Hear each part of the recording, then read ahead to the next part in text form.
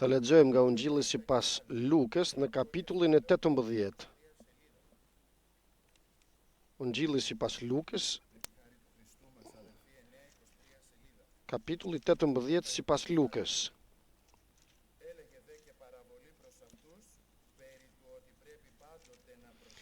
Pastaj u tha atyre edhe një shembëltyr për të treguar se duhet të lutemi vazhdimisht pa u lodhur.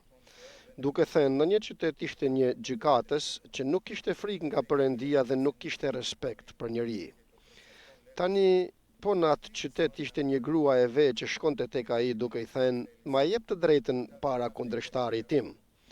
Për një farë kohë ai nuk deshi ta bënte, por pastaj tha me vete, megjithse nuk kam frikë nga Perëndia dhe s'kam respekt për asnjëri, duke qenë se kjo grua e ve po vazhdimisht të më mërzit, të më mërzit, do t'ja jap të drejtën sepse duke më ardhur vazhdimisht do të më raskapit. Dhe Zoti i tha, dëgjoni çdo gjykatësi i pa drejt. Vallë, Perëndia nuk do të marrë hak për të zgjedhurit e tij që i kelthasin atij ditë e natë. A do të vonoj vallë të ndërhyjë në favor të tyre? Po, unë ju them se ai do t'ua marrë hakun së shpejti. Po kur të vi biri i njeriut, a do ta gjejë besimin mbi tokë? Në kapitullin përpara kishte folë Zoti për rrëmbimin e kishës, duke u thënë dishepujve të tij dhe ne sot, se në atë ditë të rrëmbimit të kishës, njerëzit do të jenë si në kohën e Noes, do të hanë, do të pinë, do të martohen, deri kur Noe hyri në ark dhe erdhi përmbytja dhe i zhduku të gjithë. Po kështu edhe në kohën e Lotit, njerëzit hanin, pinin, blinin, shitnin, mbillnin, ndërtonin, pra kishin një jetë të përditshme. Por kur pa pritur doli nga Sodoma dhe Gomorra, ra shi zjarri e squfur nga qielli dhe i zhduku të gjithë njerëzit. Kështu do të jetë atë ditë kur biri i njeriut do të shfaqet.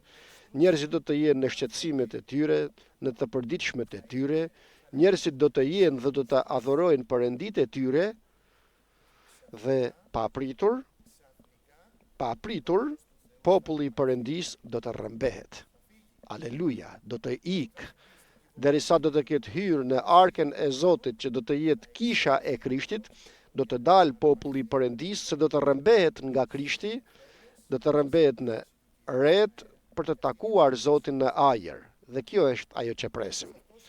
Dhe sikur se kjo fjalë është e veçantë për ne sot, vëllezër dhe motra, që jetojmë në këtë ditë dhe shohim se ç'bëhet jashtë në botë, vjen Krishti për t'ju thënë një shembëltyr.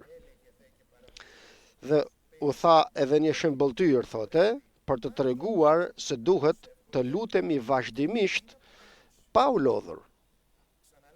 Them përsëri, duhet gjithmonë të luten dhe të mos mpaken, sepse do të ketë shumë arsye që do të lodhesh dhe do të lodhen. Do të jenë shumë arsye që të thuash nuk do të mundem me, nuk duroj do të me o Zot. Shqetësimet, pikëllimet, përndjekjet, mëkati, tundimet e tyre, djalli, zemra ime, shumë arsye janë, të cilat do të vinë në jetën time dhe mund të më bëjnë që ta humb forcën time dhe të lodhem. Por Krishti, nga që e din këtë, e njeh natyrën tonë se jemi njerëz, se je njeri i dobët, se jemi të dobët të pa forcë. Aleluja. Së pari na thot, gjithmonë të lutesh, gjithmonë në kohën që jam lodhur, po, më tepër atëherë. Në kohën kur jam mirë, po, akoma më tepër edhe kur jam mirë. Haleluja. Gjithmonë të lutesh. Danieli thot, lutej 3 herë në ditë. Vinte përpara Perëndis, tjetër njeri i lutjes Danieli, 3 herë në ditë. Mëngjes, drek dhe dark, nuk kishte probleme. Mbase në jetën e tij kishte dhe s'kishte disa herë mbase. Por probleme kishte, por vazhdonte dhe lutej. Kishte përndjekje, vazhdonte dhe lutej.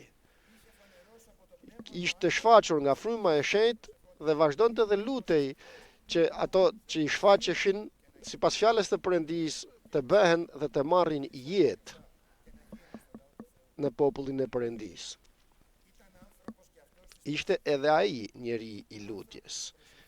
Njerëz të lutjes, një tjetër në Dhjatën e Re, Korneli, njeri i lutjese, nuk kishte frymën e shenjtë, por ishte njeri i lutjes. I lutej, thot Zotit, gjithmonë. Pietri, ku e gjeti Zoti kur pasi kishte marrë frymën e shenjtë në shtëpinë e një Simoni që ishte regjës lëkurash, atje në drek e gjeti Zotit që po lutej Pietrin. Dhe çfarë u bën në lutje? Çfarë bëhet me lutjen tënde dhe me lutjen time? Lutja jote dhe lutja ime ka forcë të shef Zotin në orën e lutjes sate, do të vinë të të tregoj, të të zbuloj, të të flas, të vinë në zemrën tënde dhe fryma e shenjtë të të informoj për ato që ke nevojë për jetën tënde dhe për jetën e të gjithëve. Por duhet të më gjej në gjunjë, duhet që altari im të jetë i ndërtuar, i ndrequr, të mos e lëm, vëllezër dhe motra, të mos e braktisim altarin ton. Aty janë që do të marrin fitoret e para. Kjo është udha, nuk kemi udhë tjetër, vëllezër dhe motra. Udha e lutjes, e gjunjëve, e kërkimit, e gjestimanis, haleluja. Ju kujtohet në gjestimani, ishte Krishti. U lut një herë, u lut aq herë sa duhej, vëllezër dhe motra. Dishepujt u mpakën, por ai edhe pse i vetëm vazhdonte. Je vetëm, je vetme, vazhdo mos ndalo së luturi. Edhe nëse të tjerët janë pakur, janë lodhur, ti vazhdo, qëndro në gjunjë, ty do të përgatis Zotin në fund. Elia mendonte se ishte vetëm, por ishin edhe të tjerë gjunjë besnik që besonin në Perëndin. Nuk jemi vetëm ne, ka edhe të tjerë, ka shumë dele të Zotit. Aleluja. Ka shumë Kornel të cilët lutën në këtë botë, të cilët ne nuk i njohim akoma. Kush i njeh? I njeh Zoti. Dhe çfarë bëjnë? Lutën. Dhe do t'i drejtoj Zoti delet të tyre në kopen e tyre, sikur na drejtoj edhe ne. Nuk ishim ne dhe nuk jemi më të mirë. Dhe u thot tani Zoti, nga njëra anë është gjendja që jam mpakur, jam lodhur, kurse nga ana tjetër është lutja. Do më thënë që të mos mpakem, apo edhe nëse je mpakur, apo je lodhur, ti vazhdo dhe lutu. Këtë bëj, shko në gjunjë, shko pra në dhomën tënde të lutjes, thot shkrimi, futu në dhomën tënde, mbyllë derën, dhe qëndro aty dhe aty qiellor në fshehtësi, dhe të mos e di askush se u lute. Gjunjëzohu, nëse je dhe grua, veje edhe shamin në kokë, sipas fjalës të Perëndis, gjunjëzohu dhe lutju, ku ti lutesh atit tënd qiellor, të mos lutem tek persona të tjerë. Jo, s'është nevoja. Ati im që je në qiell, ti që je në qiell, o atë, vazhdo ta lavdërosh, ta falenderosh, ta lartësosh për atë që ka bërë në jetën tënde. Ka bërë në jetën tonë Zoti, vëllezër dhe motra. Aleluja. Të falenderoj o Zot që më rilinde. Nuk më pakzoj me frymën e shenjtë. Aty ku isha në mëkat, më dha Krishtin, më dha kaq, vëllezër dhe motra, dhe kam kaq. Aleluja. Kemi gëzim se kemi vëllezër dhe motra. Mbase në vëllezërit dhe motrat tonë mishorë të mos na duan kaq sa na duan vëllezërit dhe motrat frymëror. Mos dëgjo djallin që të thotë se nuk të duan vëllezërit e tu. Të duan dhe shumë bile. Dhe ti, o Zot, që i lavdishëm dhe i mrekullueshëm, të lutem me fal nga gabimet e mia. Çfarë do gabimesh që të kemi bërë, na fal o Zot. Të ndreqim pra altarin ton. Ashtu sikurse dhe ne falim të gjithë sa kanë mëkatuar ndaj nesh. I falim. Ndërtim, vazhdon dhe ndërtoj tani altarin. Tani ndërtohen guret. dhe të lutem për çdo nevojë që të kemi, o Zot, na jep bukën tonë të përditshme. Çfarë kemi të nevojshme në të përditshmen tonë? Ti njeh nevojat tona, o Zot. Dhe në fund përsëri duke lavdëruar dhe falënderuar. Ty të përket lavdia, nderimi, aleluja, dhe mbaron lutja duke falënderuar Zotin. Dhe kur fryma e shenjtë do të vinë dhe do të më mbush dhe do të na shtojë dhe do të na forcojë, atëherë do t'i shohim ndryshe gjërat. Kjo është udha e lutjes. Thot këtë shëmbëltyr Zoti, sepse mundet Perëndia në lutjen tënde të mos përgjigjet në vend. Shikoni këtu. Prania e tij, prania e Perëndis. Perëndia nuk na e ka në ne gjithmonë. Praninë e tij e gjejmë ne çdo moment. O gjaku është i ndezur. Nga ne varet nëse shkojmë të ngrohemi aty. Në gjunjë, në lutje, në kish me vëllezërit dhe motrat, aty është o gjaku që është i ndezur. Qëse nuk e ndjej praninë e Perëndis, unë jam fajtori. Kjo është tjetër. Për përgjigja e kërkesës time mund të vi në orën e përshtatshme që don Zoti. Dhe aty është rreziku të lodhem. Ma shkova një herë, shkova 2 herë në lutje, sa të jetë nevojshme do të shkojmë vëllezër dhe motra. Këtë na thot fjala e Perëndis. Nuk mund të themi diçka tjetër. Ne. Dhe këtë thot këtu Krishti. Një gjykatës ishte në një qytet. Një njeri, domethënë, që kishte pushtet të plot, gjyqtar, me pushtet që të analizoi çështje dhe çdo vendim që të merrte ashtu bëhej. Të shohim tani këtë pushtet që kishte ky njeri në një qytet, kush donte shkonte tek ai. Ku kishte probleme, tek ai shkonin. Dhe ai merrte vendimet, nuk na thot nëse i merrte sipas fjalës të Perëndis vendimet të tij, jo sipas fjalës të Perëndis, sepse ishte njeri që nuk e donte Perëndin. Nuk kishte frikën e Perëndis dhe nuk kishte respekt për njerëzit. Pra nuk ishte njeri i perëndishëm, ishte një njeri mëkatar, ky gjykatës, por kishte pushtet nga njerëzit. Dhe nga ana tjetër ishte një grua e ve. Gratë e veja në atë kohë ishin të dobta plotësisht.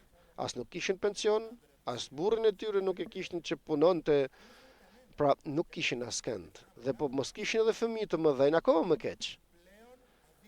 Më të dobtit pra, njerëzit më të dobët ishin. Nga njëra anë i forti, gjykatësi, kurse nga ana tjetër kjo grua e ve më e dobta. Por kjo grua mori një vendim të shkoj për ditë, çdo ditë tek gjykatësi dhe ta shqetësoj. Shkoj të parën herë, i tha merre përsipër çështjen time. Kishte një çështje, dikush i kërkonte diçka, një kundërshtar i saj. Dhe i thot merre përsipër çështjen time me kundërshtarin tim, të lutem. Ai nuk i dha asnjë lloj rëndësie. Shkonte të dytën herë. Asnjë rëndësi si dha, të tretën, të katërtën, asgjë. E them përsëri, njeri me pushtet që nuk kishte frikën e Perëndis, por ajo grua nuk ndaloi. Dhe ky është mesazhi. Mos ndalo se ka forcë lutja jote. Këmbgulja jote në gjunjë dhe në lutje do të sjellë rezultat. Nëse thua amen, e beson. E beson dhe e besoj dhe do të veproj Zoti. Por edhe nëse jam i dobët, s'ka për të më lënë Zoti. Forcom në besim, o Zot, ta besoj, sepse akoma dhe në këtë jam besim pakët. S'do të lej Zoti, s'ka për të na lënë Perëndia. Dhe thot një moment. Të paktën nga që më shqetëson kjo grua, do të më raskapis. Kështu më mirë të marr përsipër çështjen e saj që të mos vi këtu të më shqetësoj. Dhe kështu e analizoj çështjen e saj. Dhe thot Krishti, nëse ky njeri i pa drejt, njeri që nuk kishte frikën e Perëndis dhe s'kishte respekt për njerëzit, e zgjidhi çështjen e asaj gruaje të ve, sa do të thoni ju për atin qiellor që do të përgjigjet dhe do të veproj në problemet tona. Do të veproj pra kur ne shkojmë çdo ditë, i trokasim derën dhe themi Zot, kërkesën time, Zot fëmijët e mi, Zot prindrit e mi, Zot shpëtimin e shpirtrave, Zot zemrën time, Zot familjen time, kishën tonë, pra për çdo ditë. Mos të mpakesh vëlla dhe motër, mos ndalo vëlla dhe motër, vazhdo të lutesh, të përgjerohesh. Dhe nëse shef se altari yt është i shembur, merr sot vendim të shkosh ta ndërtosh altarin tënd. Ta ndërtosh përsëri dhe vazhdo lutjet dhe përgjerimet e tua dhe do të vi ora që të veproj Zoti. Por qëndro besnik deri atëherë, sepse Zoti ka orë të përcaktuar, sikur se dëgjuam përpara dhe do të veproj. Por kur të veproj, të veproj, do ta gjej besimin. Do të jem në besim, do të jem në Krishtin, do të jem në betejën time, apo do të jem jashtë, në botë, apo do të më mashtroj djalli të kem larguar nga Krishti, dhe të doj Zoti të veproj për s'ka ku të më gjej. Mos ndodh kjo. Ne duam të jemi në Zotin për çfarëdo që të bëhet në jetën tonë me hirin e Tij. Zoti të na ndihmojë. Amen.